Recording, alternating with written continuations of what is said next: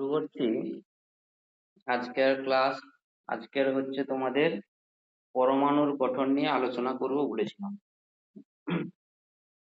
সবাই শুনতে পাচ্ছ কথাগুলো? হ্যাঁ স্যার। হ্যাঁ স্যার। ঠিক আছে। তো সামনে মোটামুটি তোমাদের পরীক্ষা। তো আমরা সেই জন্য এই চ্যাপ্টার গুলোকেই চুজ করেছি এবং এগুলো আমাদের লাগবেও বিএসওর ফার্স্ট লেয়ারের ক্ষেত্রে।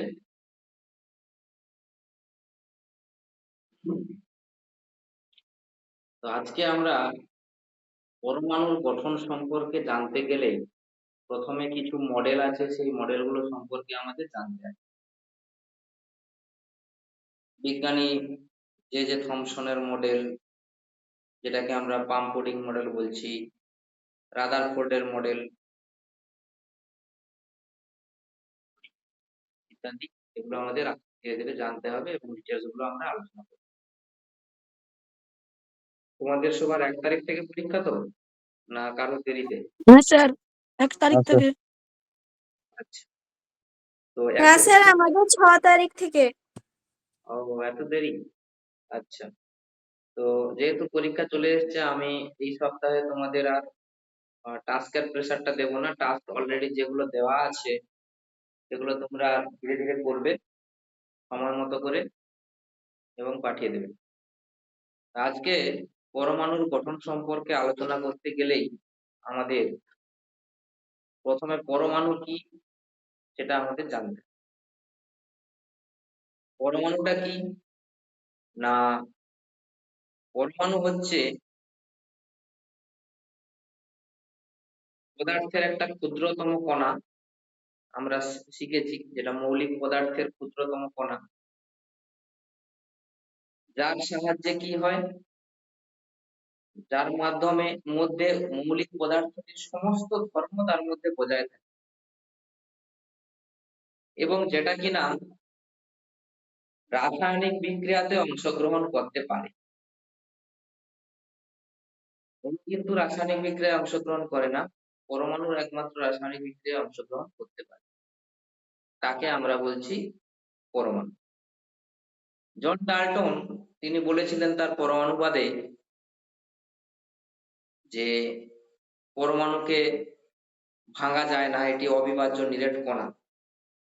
পরবর্তীকালে আমরা দেখেছি পরমাণু হচ্ছে বিভাজ্য। কিরকম না, পরমাণুকে ভেঙে আমরা ইলেকট্রন, প্রোটন, নিউট্রন ইত্যাদি পাচ্ছি।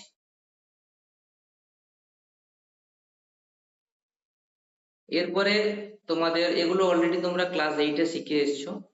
এখন যে বিষয়গুলো তোমাদের জানতে হবে, মূল সেই মানে অংশগুলো আমি আলোচনা করে যাচ্ছি, তোমরা একটু সেইগুলো মন দিয়ে শুনো। বলছে ইলেকট্রন, প্রোটন এবং নিউট্রন হলো প্রত্যেক পরমাণুর গঠনগত আবশ্যিক উপাদান। ব্যতিক্রম কি হবে, কে বলতে পারবে? সাধারণ হাইড্রোজেন বা সাধারণ হাইড্রোজেন। হাইড্রোজেন বা প্রোটিয়াম, যেখানে কিনা নিউট্রন নেই। তারপরে তোমরা ক্যাথোড রশ্মি সম্পর্কে একটু পড়বে। ক্যাথোড রশ্মিটা কি না, আমরা অলরেডি আগে জেনেছি যে এর নির্দিষ্ট একটা সামান্য একটা ভর আছে, নগণ্য ভর কিন্তু আছে। ক্যাথোড রশ্মি হচ্ছে নির্দিষ্ট সামান্য ভর বিশিষ্ট কি না, যা দ্রুতগামী, প্রচন্ড বেগে ছুটন্ত ঋণাত্মক কণা, ঋণাত্মক আধান, যেটাকে আমরা বলছি, কণা বলতে আধান, তার একটা স্রোত। কে আবিষ্কার করেছিলেন? বিজ্ঞানী স্টোনি এই সমস্ত কণাগুলোর নাম দিয়েছিলেন যে ইলেকট্রন। এরপরে ধীরে ধীরে আরো বিভিন্ন পরীক্ষা নিরীক্ষা হয়েছে। প্রথম নিয়ে এসেছিলেন কে? থমসনের পরমাণু মডেল, যেটাকে আমরা পাম্পোডিং মডেল বলছি।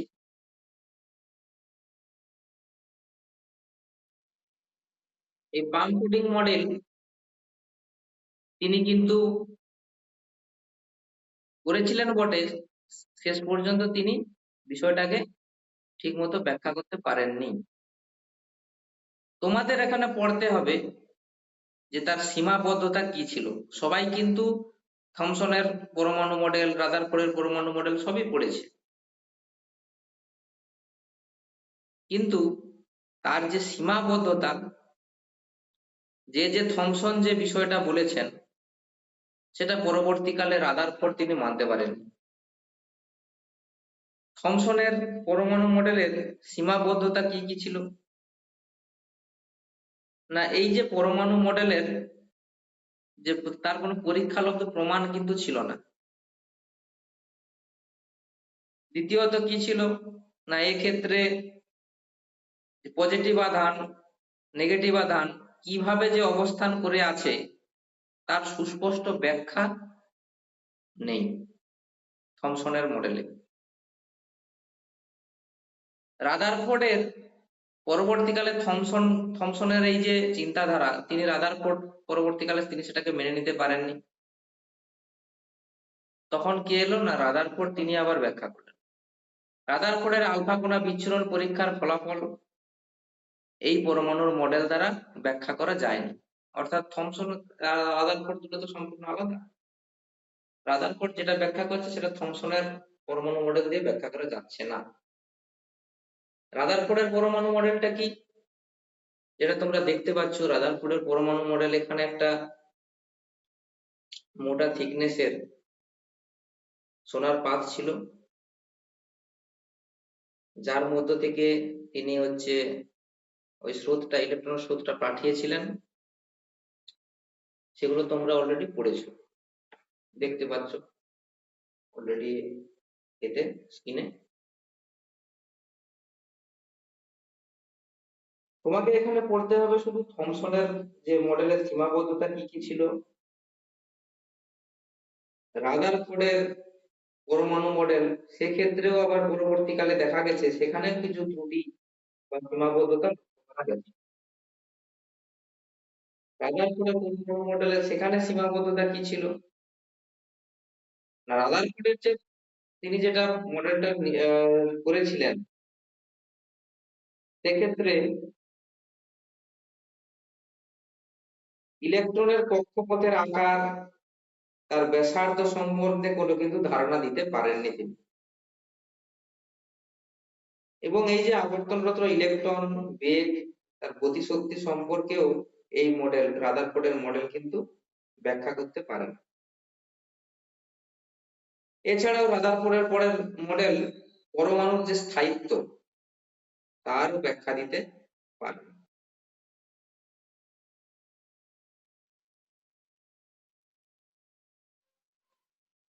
রেখা বর্ণালীর যে সৃষ্টি হয়,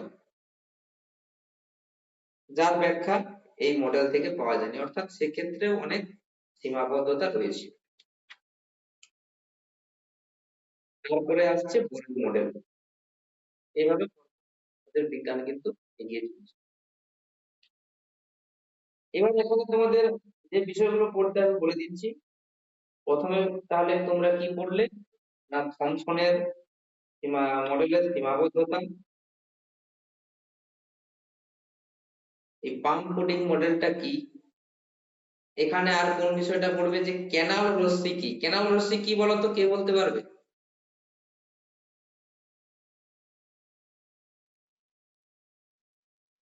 ক্যানাল রশ্মি কি, কে বলতে পারবে?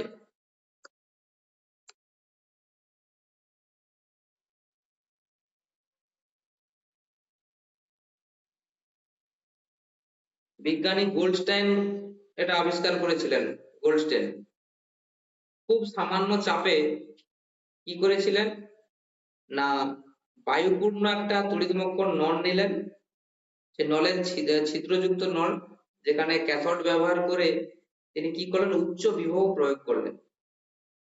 করার সঙ্গে সঙ্গে ক্যাথোড রশ্মি উৎপত্তির সঙ্গে সঙ্গে ওই রশ্মির বিপরীতমুখী যে এক প্রকার রশ্মি অ্যানোড প্রান্ত থেকে ক্যাথোডের দিকে দ্রুত গতিতে সরলরেখায় নির্গত হচ্ছে এবং ক্যাথোডের ছিদ্রপথ অতিক্রম করে বেরিয়ে যাচ্ছে। এই যে অ্যানোড রশ্মি, এই অ্যানোড থেকে যে রশ্মিটা বের যাচ্ছে, একেই আমরা বলছি অ্যানোড রশ্মি বা ক্যানাল রশ্মি। এই ক্যানাল রশ্মি কি কিন্তু পরীক্ষায় আসতে পারে।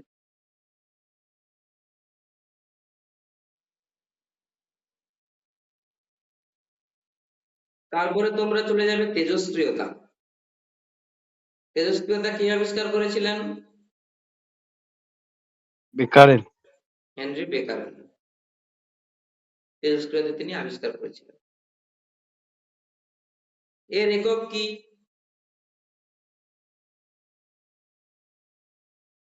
সেগুলো তোমরা পড়বে। তেজস্ক্রিয় পদার্থ কি কি আছে? ইউরেনিয়াম, থোরিয়াম, তারপরে হচ্ছে প্লুটোনিয়াম, অ্যাক্টিনিয়াম, এইসব, সেগুলো একটু পড়বে। নেক্সট তোমরা চলে যাবে, এই তেজস্ক্রিয়তার পরেই হচ্ছে নিউক্লিয়ন গুলো সম্পর্কে পড়বে। বলো দেখি নিউক্লিয়ন বলতে আমরা কি বুঝি? প্রোটন ও নিউট্রনের জোটবদ্ধ অবস্থাকে বলা হয় নিউক্লিয়ন। নিউক্লিয়ন বলতে অর্থাৎ যে নিউক্লিয়াস আছে, সেই নিউক্লিয়াসের মধ্যে যে কণাগুলো থাকে তাদেরকে একত্রে আমরা বলছি নিউক্লিয়ন, অর্থাৎ প্রোটন এবং নিউট্রন। এখানে এই যে মূল যে তিনটে পদার্থ যে কণা, ইলেকট্রন, প্রোটন এবং নিউট্রন, তোমাদের প্রত্যেকের বইতে যে ছকটা আছে ওই ছক থেকে কিন্তু কার ভর, কার আধান কত, ব্যাসার্ধ, এগুলো মুখস্থ করে নেবে, একদম মুখস্থ। ওখান থেকে প্রশ্ন দেয় বিএসওতে। তোমাকে হয়তো বলে দিল একটি ইলেকট্রনের ভর একটি প্রোটনের ভরের ড্যাশ গুণ বা ড্যাশ অংশ, এই ধরনের প্রশ্ন ওখানে আছে, সেগুলো তোমরা একটু পড়বে। এছাড়া ইলেকট্রনের ক্ষেত্রে, প্রোটনের ক্ষেত্রে এবং নিউট্রনের ক্ষেত্রে E/m অর্থাৎ আধান বাই ভর, যে আধান ইস্টু ভর, যে এই অনুপাতটা কার কত, সেগুলো তোমরা একটু মাইন্ডে রাখবে। যে জায়গাগুলো পড়তে হবে বলে দিচ্ছি। এরপরে আমরা চলে যাচ্ছি কি না, বোরের মডেল। নিলস বোর কি কি, তার মতবাদে কি কি তিনি বলে গেছেন না, ইলেকট্রনগুলি নিউক্লিয়াসকে কেন্দ্র করে যে কোনো ব্যাসার্ধের কক্ষপথে আবর্তন করে না, তাদের একটা নির্দিষ্ট কক্ষপথ আছে।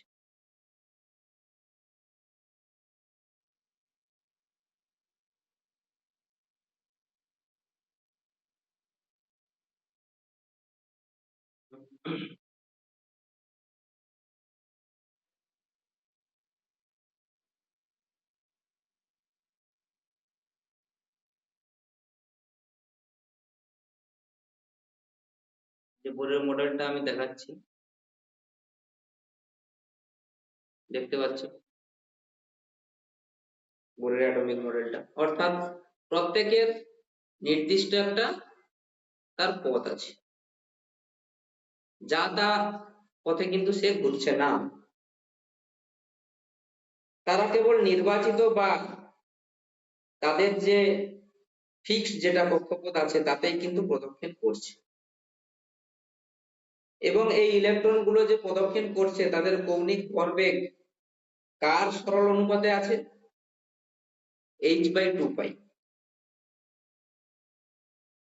এখানে h হচ্ছে প্ল্যাঙ্ক ধ্রুবক, বিজ্ঞানী প্ল্যাঙ্ক যে আবিষ্কার করেছেন সেই ধ্রুবককে বলা হচ্ছে h। অর্থাৎ তিনি সুস্থিত এবং স্থায়ী কক্ষপথের ধারণা দেন। এখানে এরকম প্রশ্ন এসেছিল একবার যে সুস্থিত এবং স্থায়ী কক্ষপথের ধারণা প্রথম কে দিয়েছিলেন? থমসন, রাদারফোর্ড, বোর ইত্যাদি। অর্থাৎ তিনি কিন্তু সুস্থিত কক্ষপথের একটা ধারণা দিয়েছিলেন। এছাড়া কি কি দিয়েছিলেন না, নিম্ন বিভিন্ন যে কক্ষ, এ খোলক, এল খোলক, এম খোলক, পরপর আছে, বিভিন্ন তার শক্তি স্তর আছে, সেই শক্তি স্তরে থাকা ইলেকট্রনগুলি শক্তি শোষণ করে কিভাবে উচ্চতর কক্ষে চলে যাচ্ছে, আবার উচ্চতর কক্ষ থেকে শক্তি হারিয়ে কিভাবে নিম্নতর কক্ষে আসছে, তার একটা সুস্পষ্ট ধারণা তিনি দিয়েছিলেন। এখানে আমরা দেখতে পাই যে তিনি হচ্ছে কতগুলো কক্ষপথের ধারণা দিয়েছিলেন, কে খোলক, এল খোলক, এম খোলক, এন খোলক, এরকম করে করে আছে। যেখানে n ইকুয়ালস টু এর সূত্রটা হচ্ছে তোমার এর সূত্রটা কি, কোন কোন খোলকে কটা থাকবে, এর সূত্র কি 2n স্কয়ার 2n স্কয়ার। তো 2n স্কয়ার এবং n এর মান হচ্ছে k এর ক্ষেত্রে 1, এল খোলকের ক্ষেত্রে 2, এম এর ক্ষেত্রে 3, n এর ক্ষেত্রে 4, এইভাবে চলবে। অর্থাৎ বোরের মত অনুযায়ী পরমাণুর নিউক্লিয়াসকে কেন্দ্র করে ইলেকট্রনগুলো যে স্থির শক্তি সম্পন্ন একটা ব্যাসার্ধ বিশিষ্ট কক্ষপথে আবর্তন করছে, এটা একটা সুস্থির কক্ষপথ বা স্থায়ী কক্ষপথ, তিনি এই ধারণাটা দিয়েছিলেন। এর কিছু উপযোগী মানে উপযোগিতা বা হচ্ছে ভালো দিকটা আমরা পেয়েছি, আবার এর ক্ষেত্রেও ত্রুটি আছে। এটা তো বিজ্ঞান, পরবর্তীকালে তোমাকে কেউ একটা কিছু এসে বলে দিল, তুমি অন্ধের মতো বিশ্বাস করে নিলে তা তো নয়, তুমি সেটা পরীক্ষা করে দেখলে। এরকম পরবর্তীকালে পরপর বিজ্ঞানীরা পরীক্ষা করে দেখছেন যে উনি ঠিক বলে গেছেন কিনা। সেক্ষেত্রেও বোরের মডেলের ক্ষেত্রেও আবার কিছু ত্রুটি রয়ে গেছে। বোরের ত্রুটিগুলো কে বলতে পারবে, বলো দেখি।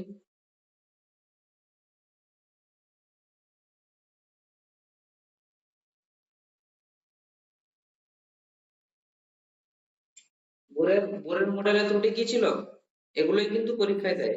বোরের পরমাণু মডেল একটি মাত্র ইলেকট্রন বিশিষ্ট পরমাণু বা আয়নের ক্ষেত্রে প্রযোজ্য নয়। হ্যাঁ, অর্থাৎ দুই বা তার বেশি সংখ্যক ইলেকট্রন বিশিষ্ট মৌলের পরমাণুর যে রেখা বর্ণালী, সেটা কিন্তু বোর মডেল বোর মডেল কিন্তু ব্যাখ্যা করতে পারছে না। এছাড়াও কি না, বোরের মডেল থেকে পরমাণুর যে ত্রিমাত্রিক গঠন, যে পরমাণু ত্রিমাত্রিক, তিনটা মাত্রা আছে, তার ধারণা আমরা পাচ্ছি না। এছাড়া কি তড়িৎ ক্ষেত্র, চৌম্বক ক্ষেত্রের প্রভাবে পরমাণুর যে রেখা বর্ণালী যেটা যে বিভাজিত হয়ে যায়, সেই ঘটনা কিন্তু বোরের মডেল ব্যাখ্যা দিতে পারছে না। এরকম কয়েকটা বিষয় আছে, সেগুলো বই থেকে তোমরা পড়বে। অর্থাৎ প্রত্যেক বিজ্ঞানীর যে ত্রুটি যেগুলো রয়ে গেছে, কে কি আবিষ্কার করে গেছে সে তো আমরা শিখলাম, কিন্তু এখানে কিন্তু দিবে তোমাদের ত্রুটিগুলো তোমরা করবে।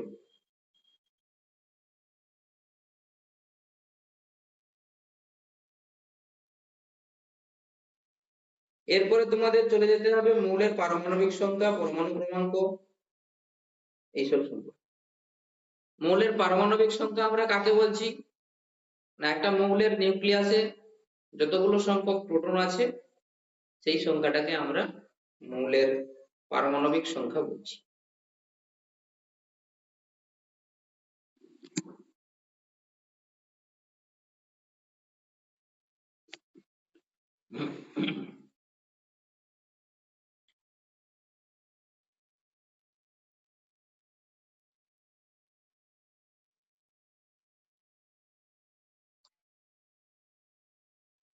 এক মিনিট।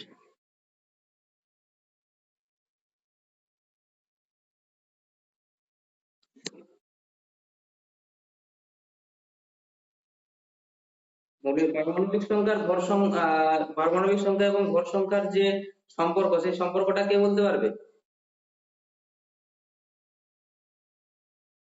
ভর সংখ্যা সমান প্রোটন সংখ্যা প্লাস নিউট্রন সংখ্যা। আমরা কি বলছি যে মৌলের ভর সংখ্যার সঙ্গে পারমাণবিক সংখ্যার সম্পর্ক, প্রোটন আর নিউট্রনকে আমরা ভর সংখ্যা পারমাণবিক ক্রমাঙ্ক। হ্যাঁ, যেটা আমরা পরমাণু সংখ্যা বলছি সেটাই তো হচ্ছে পরমাণু ক্রমাঙ্ক বা পারমাণবিক সংখ্যা। অর্থাৎ ভর সংখ্যা সমান পারমাণবিক সংখ্যা প্লাস তার মধ্যে যে যতগুলো নিউট্রন আছে। তোমাকে এরকম প্রশ্ন দিয়ে দিতে পারে যে ইউরেনিয়াম 92-235, সেক্ষেত্রে তার নিউট্রন সংখ্যা কত, ইলেকট্রন সংখ্যা কত, প্রোটন সংখ্যা কত, সেগুলো তোমাদের বের করতে হবে। এখান থেকে এই ধরনের প্রশ্নগুলো দেয়। নেক্সট তোমরা চলে যাবে যে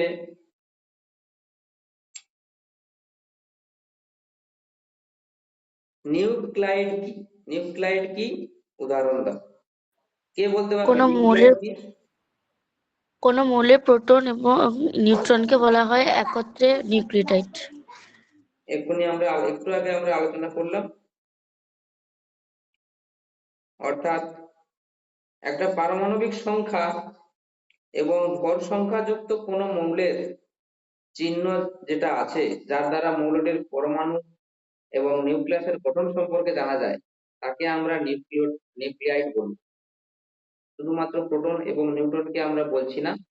যেমন লেখা থাকে ইউরেনিয়াম, তার নিচে লেখা থাকে 92, মাথায় লেখা থাকে 235। এই যে গঠনটা, এটাকে আমরা বলছি নিউক্লাইড। তুমি যেটা বলছো সেটাকে আমরা বলছিলাম নিউক্লিয়ন। অর্থাৎ নিউট্রনের একটা তার কেন্দ্রকে যে যে কণাগুলো থাকে সেগুলো নিয়ে হচ্ছে নিউক্লিয়ন। আর নিউক্লাইড হচ্ছে কি না, ধরো C6 সি কার্বন পরমাণু, নিচে 6, মাথায় 12। সেক্ষেত্রে আমরা মাথায় যেটা থাকে সেটাকে বলি ভর সংখ্যা, নিচে যেটা থাকে সেটাকে বলছি আমরা পারমাণবিক ক্রমাঙ্ক, পারমাণবিক সংখ্যা। অর্থাৎ এই ধরনের চিহ্ন থেকে আমরা ওই মৌলটির সম্পর্কে সম্পূর্ণ ধারণা পাই, কতগুলো ইলেকট্রন আছে, কতগুলো নিউট্রন আছে ইত্যাদি। দর্পণ নিউক্লিয়াস কি, একটা উদাহরণ দাও, কে বলতে পারবে?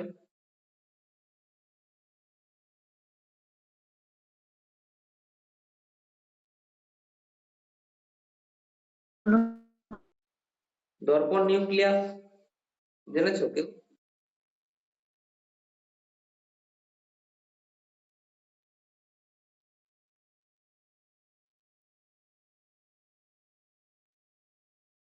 দর্পণ নিউক্লিয়াস কে বলতে পারবে? জিনিসটা কি?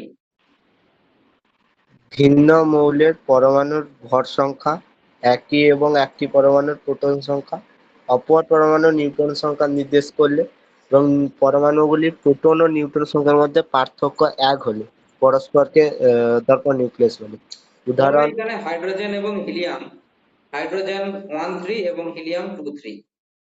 এক্ষেত্রে কি প্রোটনের সংখ্যার পার্থক্য 2 মাইনাস, তাদের মাথায় হচ্ছে আছে কত 3 আর নিচে 1 হাইড্রোজেনের ক্ষেত্রে, আর হিলিয়ামের ক্ষেত্রে মাথায় 3 নিচে আছে 2। তাহলে তাদের প্রোটনের পার্থক্য কত? না সেই 2 মাইনাস 1 মানে 1। আর নিউট্রন সংখ্যার পার্থক্য কত? হাইড্রোজেনের ক্ষেত্রেও 2 আর হিলিয়ামের ক্ষেত্রে 1। তাহলে 2 মাইনাস 1 মানে 1। অর্থাৎ প্রোটন এবং নিউট্রনের সংখ্যার যে পার্থক্য সেম হয়ে যাচ্ছে। এই ধরনের মৌলগুলোকে আমরা একসঙ্গে বলছি, এই ধরনের মৌলের নিউক্লিয়াসকে আমরা বলছি দর্পণ নিউক্লিয়াস। দর্পণে আমরা যেমন প্রতিচ্ছবি দেখতে পাই, সেরকম এটাকে আমরা বলছি দর্পণ নিউক্লিয়াস। এবারে আইসোটোপ, আইসোবার এবং আইসোটোন, এই তিনটে সম্পর্কে পড়বে, তার উদাহরণ পড়বে। আইসো কথার অর্থ কি না, আইসো কথার অর্থ হচ্ছে সমান। আইসো শব্দের অর্থ হচ্ছে সমান। এবার আইসোটোপ যখন কাকে বলবো না, যার প্রোটন সংখ্যা সমান হবে সেটা হচ্ছে আইসোটোপ, তার বৈশিষ্ট্যগুলো পড়বে। আইসোবার কাকে বলবো? যখন ভর সংখ্যা, যেসব মৌলের ভর সংখ্যা সমান হবে তাকে বলবো আমরা আইসোবার। আর আইসোটোন যে সমস্ত মৌলের নিউক্লিয়াসে কি নিউট্রন সংখ্যা সমান হবে। এই তিনটা জিনিস মনে রাখবে। আইসোটোপ মানে প্রোটন সংখ্যা সমান, আইসোবার মানে ভর সংখ্যা সমান, আইসোটোন মানে হচ্ছে নিউট্রন সংখ্যা সমান। কাকে বলে এবং তার উদাহরণগুলো একটু জেনে রাখবে। সম ইলেকট্রন, সম ইলেকট্রনটা কি না, যেসব পরমাণু বা আয়নের ক্ষেত্রে মোট ইলেকট্রন সংখ্যা সমান হবে তাদের পরস্পরকে সম ইলেকট্রনীয় বা আইসো ইলেকট্রনীয় বলে। যেমন ধরো সোডিয়াম Na+, Na+ এর ইলেকট্রন সংখ্যা কত হবে? সোডিয়ামের ইলেকট্রন সংখ্যা কত? সোডিয়াম কত নম্বরে আছে? তোমরা পর্যায় সারণী 11 নম্বরে। সোডিয়াম Na যখন প্লাস হয়ে যাচ্ছে, Na+ মানে তার ইলেকট্রন সংখ্যা 10।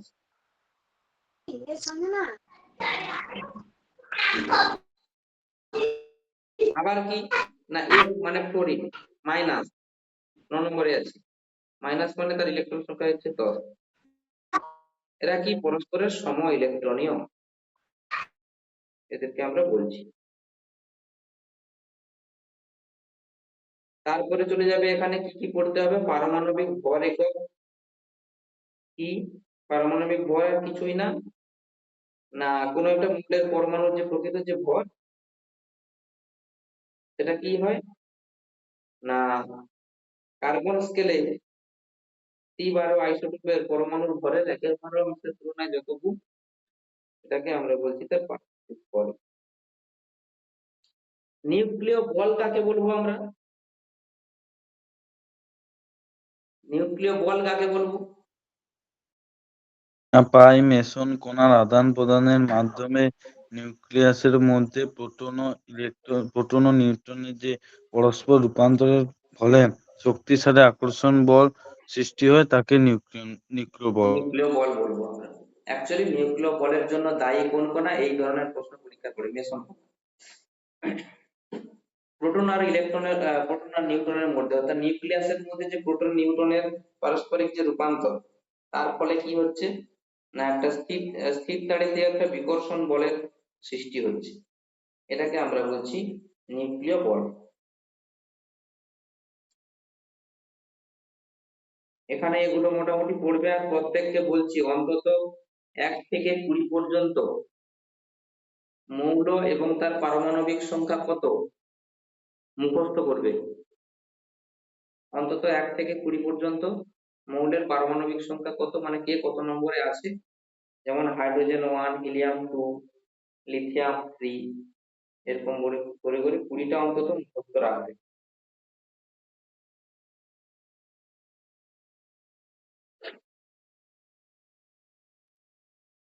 এগুলো অনেক কাজে লাগে।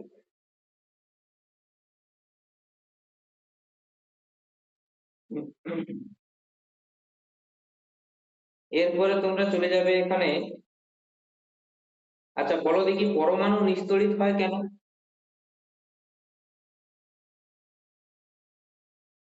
পরমাণু পরমাণুর মধ্যে নিউক্লিয়াসের মধ্যে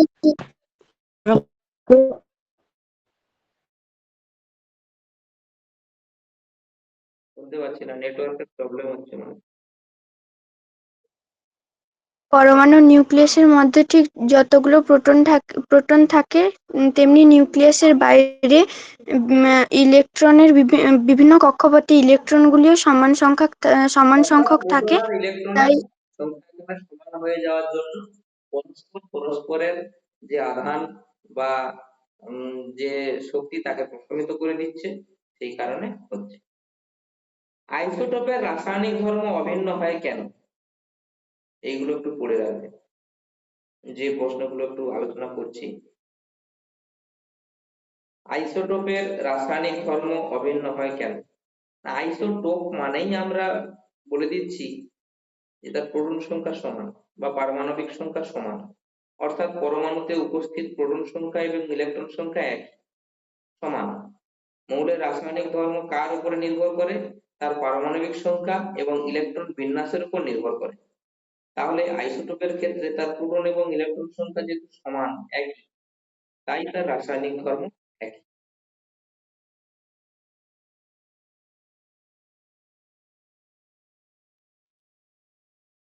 তারপরে বলছে পরমাণু এবং আয়নের মধ্যে কোনটি বেশি স্থায়ী এবং কেন, কে বলতে পারবে?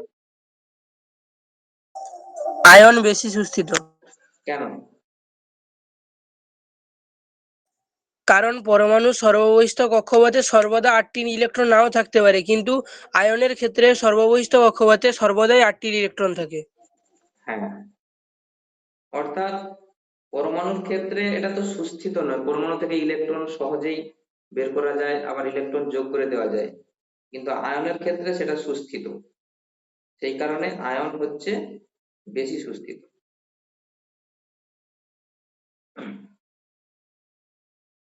নেক্সট তোমাকে এরকম প্রশ্ন করতে পারে যে রাদারফোর্ডের আলফা কণা পরীক্ষায় আলফা কণার পরিবর্তে বিটা কণা ব্যবহার করা হয় না কেন?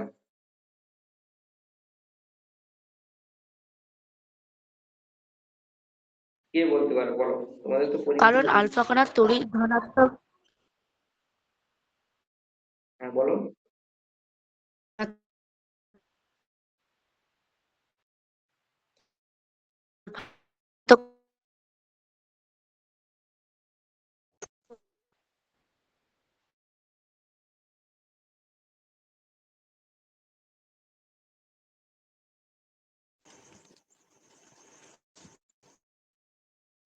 শুনতে পাচ্ছি না, নেটওয়ার্ক প্রবলেম হচ্ছে, অন্য কেউ বলো। রাদারফোর্ডের যে আলফা কণার যে পরীক্ষা, সেখানে আমরা তো বিটা কণাও ব্যবহার আলফা করি। কণা হ্যাঁ, বলো। আলফা কণা তড়িৎ ধনাত্মক, কিন্তু বিটা কণার তড়িৎ প্রকৃতি ঋণাত্মক। ঋণাত্মক হয়েছে তো কি হয়েছে, ব্যবহার করবো না কেন?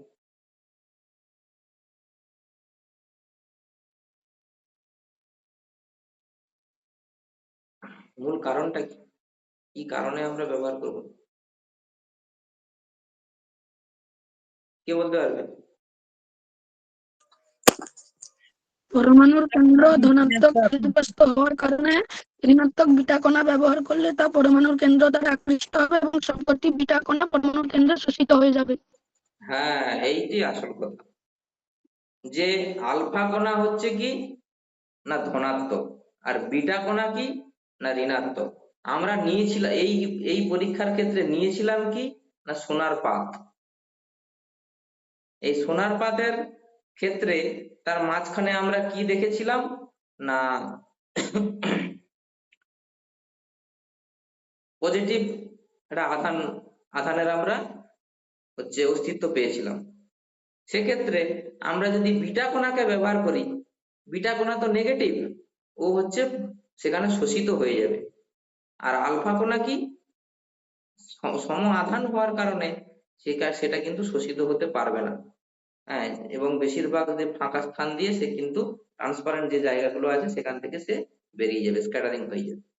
এই কারণে আমরা কিন্তু বিটা কণা ব্যবহার করিনি।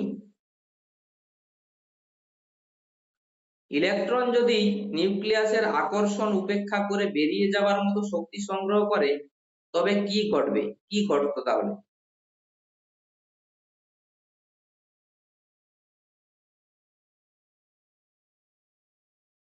কে বলতে পারবে? ইলেকট্রন যদি কি হয়, নিউক্লিয়াসের আকর্ষণকে উপেক্ষা করে বাইরে বেরিয়ে যাওয়ার মতো শক্তি সংগ্রহ করে ফেলতো, তবে কি ঘটতো?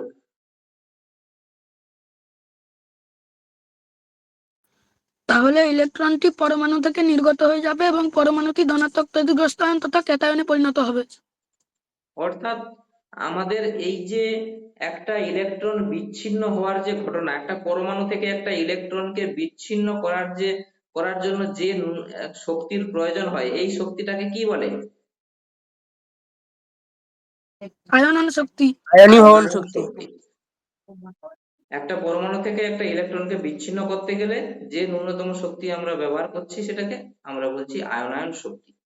এটা লাভ করে নিলে কি হবে না, ইলেকট্রনটি পরমাণু থেকে নির্গত হয়ে যাবে এবং পরমাণুটি ধনাত্মক তড়িৎগ্রস্ত আয়ন বা ক্যাটায়নে এটা পরিণত হয়ে যাবে।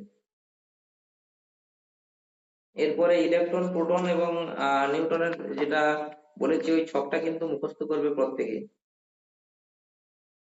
আর ইলেকট্রন, প্রোটন, নিউটনের পাশাপাশি যে এখানে আলফা কণা, বিটা কণা এবং গামা কণা আছে, ওরা রশ্মি, যেটা আলফা, বিটা এবং গামা রশ্মি, এই রশ্মির ক্ষেত্রে যে ছকটা তোমাদের বইতে আছে এগুলো কিন্তু পড়তে হবে। এখানে পরীক্ষায় এসেছিল আগের বারে যে কার ভেদন ক্ষমতা সবচেয়ে বেশি, বা তোমাকে এরকম প্রশ্ন দিয়ে দিতে পারে যে আলফা রশ্মি এবং বিটা রশ্মি এবং গামা রশ্মির মধ্যে হ্যাঁ, যে আলফা রশ্মির যে আধান, প্রোটনের আধানের কত গুণ বা ইলেকট্রনের আধানের কত গুণ, এই ধরনের প্রশ্ন এখানে দেয়। এইগুলো সব কিন্তু তোমরা করে রাখবে। আর বাকি যেগুলো তোমাদের চ্যাপ্টারে গণিত আছে চ্যাপ্টারের শেষে, সেগুলো একটু তোমরা করবে, দেখবে ম্যাথমেটিক্যাল যে পার্টগুলো আছে সেগুলো দেখবে। নেক্সট দিন আমরা মূলের, আচ্ছা মূল পরীক্ষা হবে তো, মূলের ধারণা না না স্যার। স্যার। শুধু হচ্ছে পরমাণুর গঠনটা হবে। স্যার হ্যাঁ ঠিক আছে, তো আজকে আমরা ম্যাথমেটিক্সটা আর আলোচনা করলাম না। আর জীবন বিজ্ঞানে তোমাদের একটা এক্সাম নেব আজকে, পরীক্ষা শেষে কিছু প্রশ্ন দিয়ে দেবো, তোমরা একটু আধ ঘন্টা সময় করে ওটা কমপ্লিট করে দেবে। আর বাকি যে টাস্ক গুলো পাঠানো হয়েছে ধীরে ধীরে করে তোমরা পাঠাবে।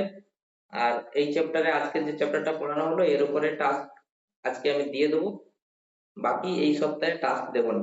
এই যেগুলো দিলাম এগুলো ধীরে ধীরে তোমরা কমপ্লিট করো।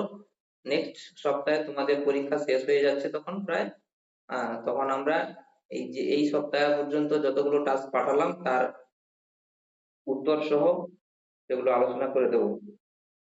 আর ম্যাথমেটিক্স আজকে করাচ্ছি না, যেহেতু তোমাদের সামনে পরীক্ষা আছে। আজকের যে চ্যাপ্টারটা পড়ালাম এই চ্যাপ্টারটা সবাই কি বুঝতে পেরেছো?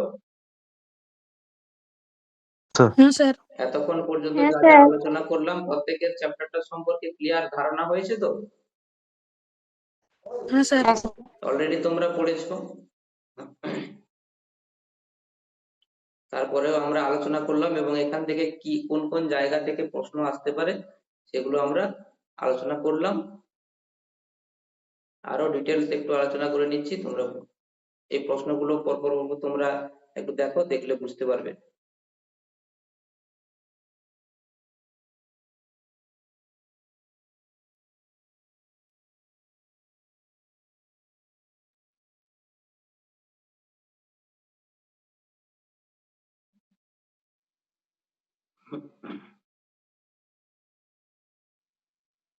বলছি যে C6-14 অর্থাৎ কার্বনের নিচে আছে 6 উপরে 14, নিউক্লিয়ারটির নিউট্রন সংখ্যা কত?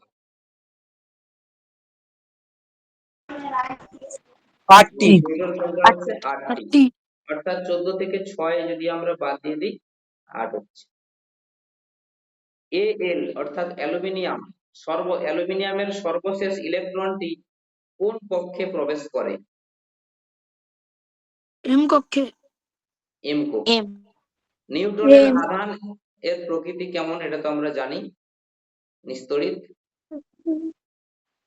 আলফা কণা বিচ্ছুরণ পরীক্ষার সাহায্যে আবিষ্কৃত হয় কি? ইলেকট্রন, প্রোটন, নিউট্রন, নিউক্লিয়াস, কোনটি? নিউক্লিয়াস। নিউক্লিয়াস। প্রোটন কণা। আলফা কণা বিচ্ছুরণের পরীক্ষার সাহায্যে কি আবিষ্কৃত হয়েছিল? নিউক্লিয়াস। নিউক্লিয়াস আবিষ্কৃত হয়েছিল। ওই নিউক্লিয়াস থাকার কারণেই ওখানে এগুলো কণাগুলো ধাক্কা লেগে ফিরে আসছিল না, সেই কারণে।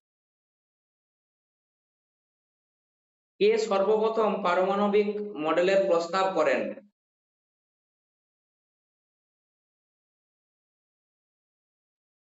কে সর্বপ্রথম পারমাণবিক মডেলের প্রস্তাব করেন? কে করেন?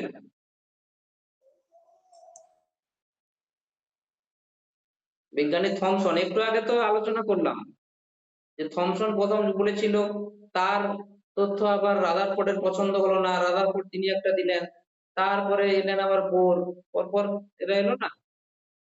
তাহলে সর্বপ্রথম পারমাণবিক মডেলের ধারণা দিয়েছিলেন বিজ্ঞানী থমসন।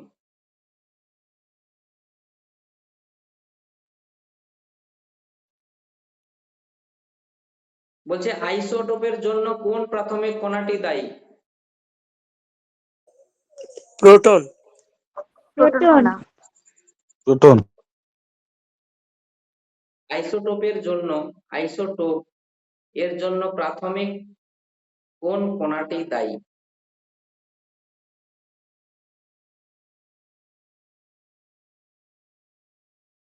আইসোটোপের জন্য হবে প্রোটন দায়ী, এখানে ভুল দিয়েছে।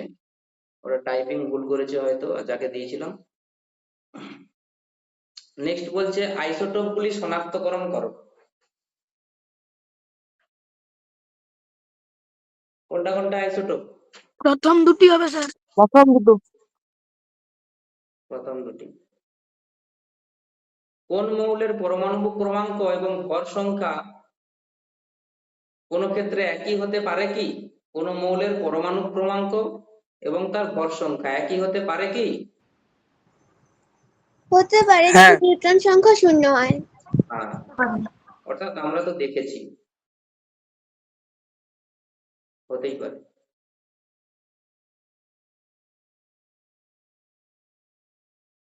Li3 লিথিয়াম 3 পরমাণুর বহিস্থ কক্ষের ইলেকট্রনটিকে তৃতীয় কক্ষে স্থানান্তরিত করলে শক্তির শোষণ হবে না বর্জন ঘটবে? বর্জন হবে।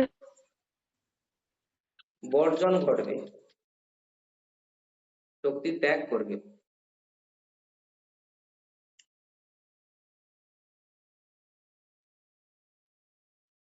স্তম্ভটা মেলাও দেখি।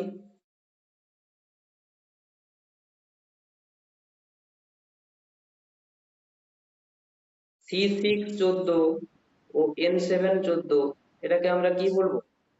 পরস্পর আইসোবার। সংখ্যা একই হয়েছে মানে ভর সংখ্যা সমান আইসোবার। C612 C613 এটাকে আমরা কি বলবো? আইসোটোপ। প্রোটন সংখ্যা মানে পরমাণবিক ক্রমাঙ্ক সমান মানে প্রোটন সংখ্যা সমান মানে আইসোটোপ, আর এরা হচ্ছে নিউক্লিয়ন।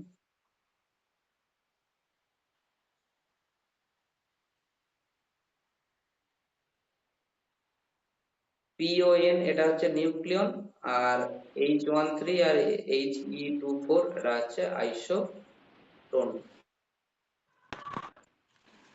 স্যার স্যার হ্যাঁ, মৌলের আইসোটোপ সৃষ্টির জন্য নিউট্রনই দেয়। কি বলছে? আইসোটোপ সৃষ্টির জন্য নিউট্রনই দেয়। কিভাবে? আইসোটোপ। আচ্ছা, একটা প্রশ্ন আমরা ছেড়ে প্রথমের দিকে এসেছিলাম না? এক মিনিট আমি ভালো দেখে নিই, ভালো করে চেক করি আমি।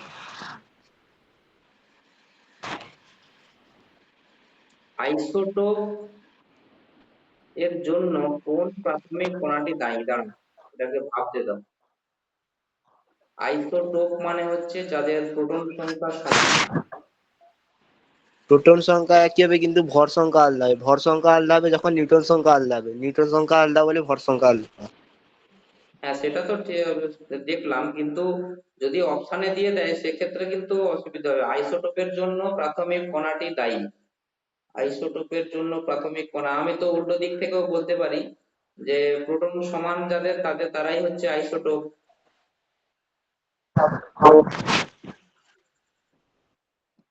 প্রোটন সমান মানে এই প্রশ্নটা একটু বিতর্কিত আর কি। কোন কণাটি দায়ী বলেছে?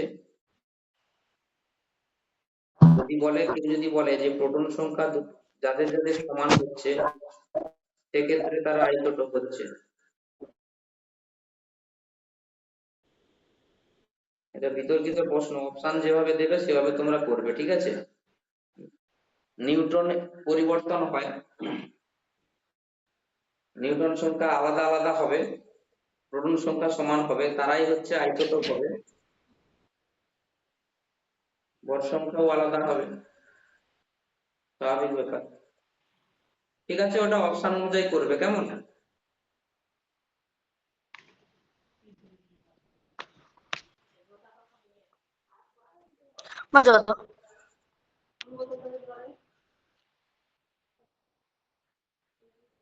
সর্বোচ্চ ভর বিশিষ্ট প্রাথমিক কণা কোনটি? নিউট্রন। সর্বোচ্চ ভর নিউট্রন। ড্যাশ কণার আদান প্রদানে নিউক্লিয় বল সৃষ্টি হয়? কোন কণার আদান প্রদানে? মেসন কণা। মেসন কণা। ড্যাশ ধাতু উত্তপ্ত করলে ইলেকট্রন নির্গত হয়?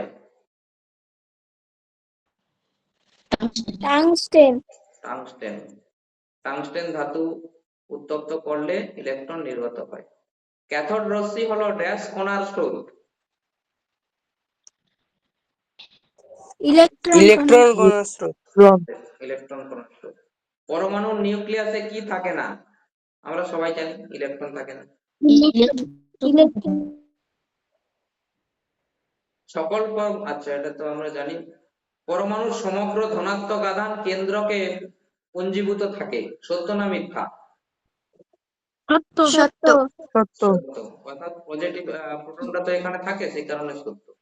পরমাণুর সবচেয়ে বাইরের কক্ষে 8টির বেশি ইলেকট্রন থাকতে পারে।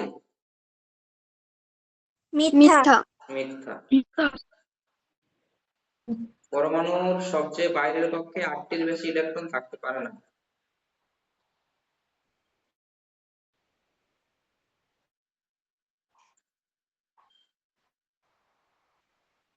পরমাণু ক্রমাঙ্ক মৌলের মূলগত ধর্ম নির্ণয়, এটা তো আমরা জানি। আচ্ছা, সমস্থানিক গুলির রাসায়নিক ধর্ম অভিন্ন হয়, আলোচনা করেছি আজকে। আচ্ছা, বলছে P1531, P1531 এর ক্ষেত্রে, মানে নিচে 15 মাথায় 31, এর নিউক্লিয়ন এর সংখ্যা লেখো। নিউক্লিয়নের সংখ্যা লেখো। নিউক্লিয়ন মানে কি বলছে, কার কার সংখ্যা বের করতে বলেছে? প্রোটন এবং নিউট্রন। কত হবে? এবং নিউট্রন কত হবে? 31 প্রোটন 15, প্রোটন 15, তাই তো? Proton 15, neutron 16। নিউট্রন 31 থেকে 15 বাদ দিয়ে দিলে যা হয় 16। কোন মৌলের পরমাণু ক্রমাঙ্ক, এটা তো হয়ে গেছে। আইসোটোপ হয়ে আলোচনা হয়েছে, আইসোবার। বলছে তিনটি পরমাণুর ভর 31, 32 এবং 34। এদের পরমাণু ক্রমাঙ্ক 15, 16 এবং 16। এদের মধ্যে কোন দুটি আইসোটোপ এবং কোন দুটি আইসোটোন?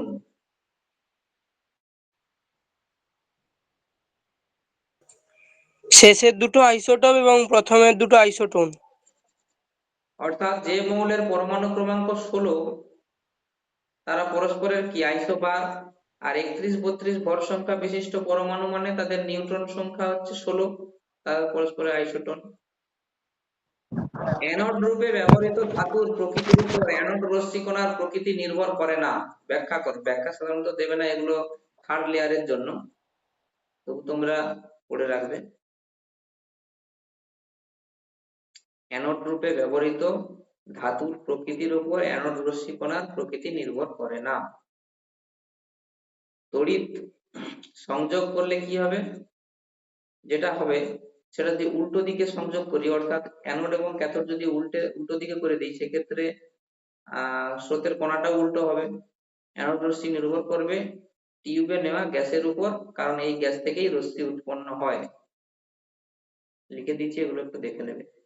একটি পরমাণুর এম কক্ষে 3টি ইলেকট্রন আছে, ওর ভর সংখ্যা সাথে এই ধরনের হয়ে গেল, আমরা আলোচনা করলাম।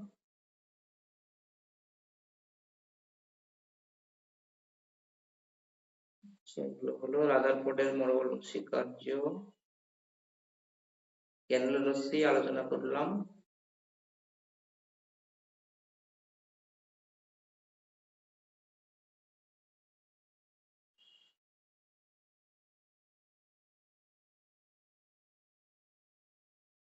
ক্লোরিন, সালফার এবং ম্যাগনেসিয়ামের যোজ্যতা বের করতে পারবে ইলেকট্রন বিন্যাস করে? ক্লোরিন, সালফার, ম্যাগনেসিয়াম, অর্থাৎ যে কোনো মৌলর যদি নাম বলে দেয়, সেখান থেকে তার ইলেকট্রন বিন্যাস করে তার যোজ্যতা নির্ণয় করতে পারবে?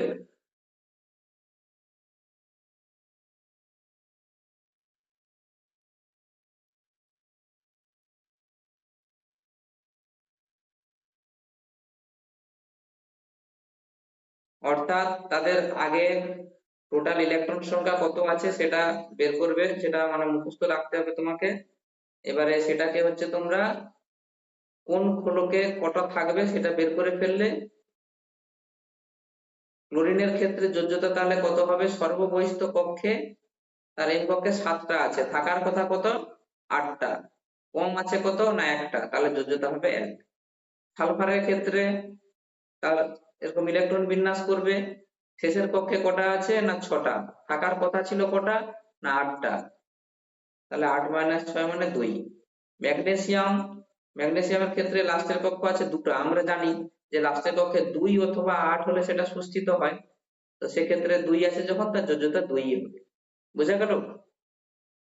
এখানে এইরকম প্রশ্ন কিন্তু দেয়, ইলেকট্রন বিন্যাস করে তার যোজ্যতা নির্ণয় করতে।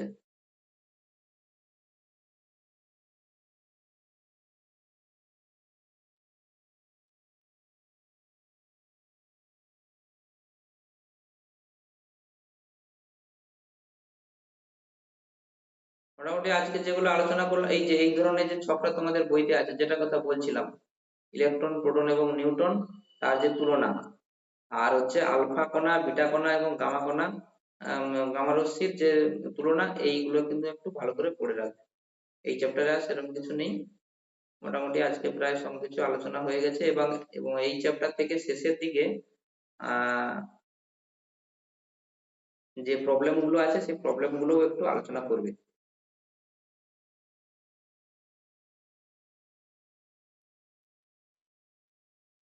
ওগুলো একটু দেখে নেবে, দেখে নিলে মোটামুটি হয়ে যাবে। তো আজকে মোটামুটি যতটা আলোচনা করলাম বোঝা গেছে সকলের?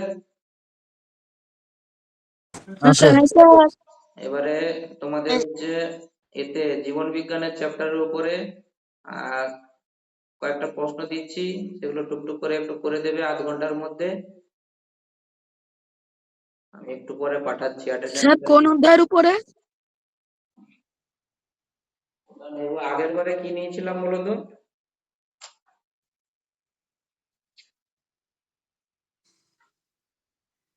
জীব দেহের গঠন, একটু দেখে তারপরে অণুজীবের জগৎ।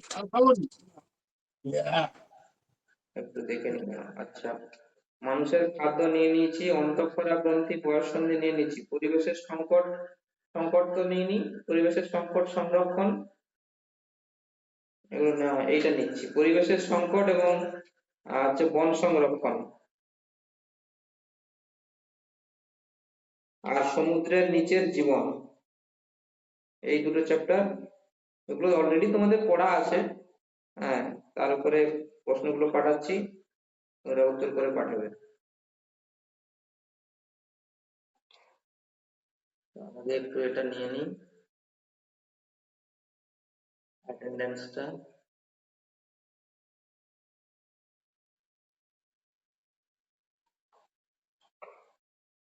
Sutanu Maity, yes sir. Soham Das, present sir. Somdev Maiti,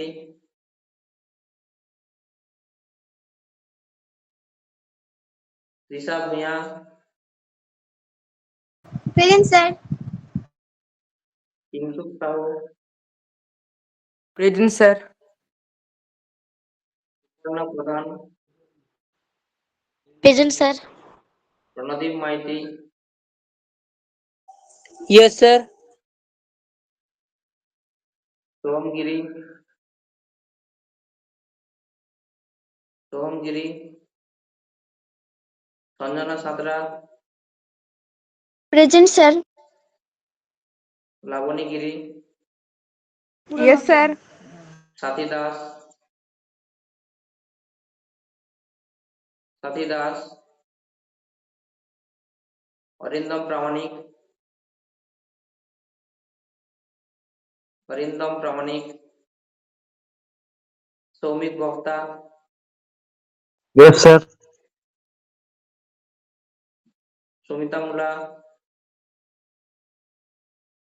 Sumita, Debabrata প্রামাণিক, প্রেজেন্ট স্যার। শ্রেয়া প্রধান, প্রেজেন্ট স্যার। নবনীতা ধারা, নবনীতা ধারা, অদ্রিজা,